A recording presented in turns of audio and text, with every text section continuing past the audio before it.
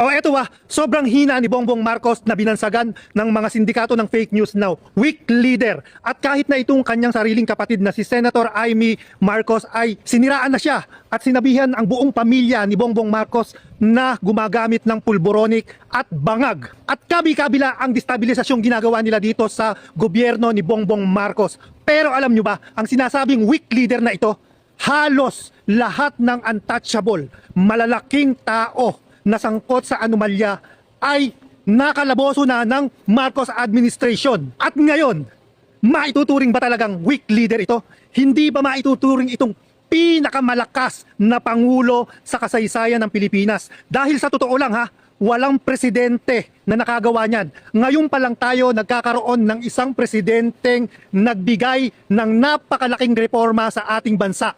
Imagine ninyo, dating presidenteng Digong na sobra-sobra ang popularidad at nagpa-deadball ng 30,000 Filipinos ay nakalaboso na, nandun na sa dahig.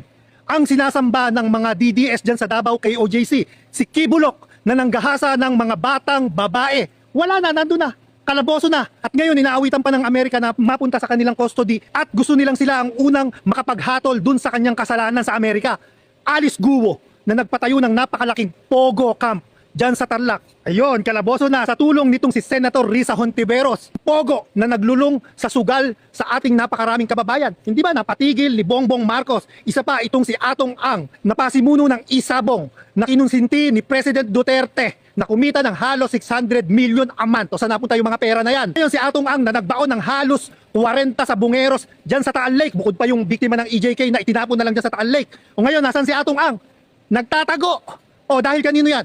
Dahil kay Bongbong Marcos. Isa pa, si Teves na nagtago sa East Timor, nakuha ng gobyerno at naiuwi dito at ngayon nga ayan, hinaharap ang kanyang kaso. Si Senator Bato na ubod ng tapang nung sila ang nakaupo dyan sa palasyo. Ngayon nasaan? Nagtatago. Si Harry Roque na napakatabilang dila noong siya ang press secretary ng kanyang tatay Digong. Ngayon ayon, parang dagang nagtatago sa Austria.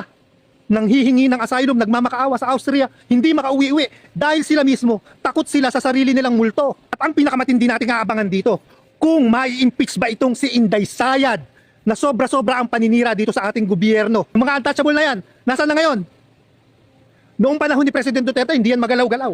Pero ngayon, para na silang mga dagang ayaw lumabas sa kanilang mga lungga na inaabangan ng napakalaking pusa. Ngayon, masasabi nyo bang ito ang napakahinang leader?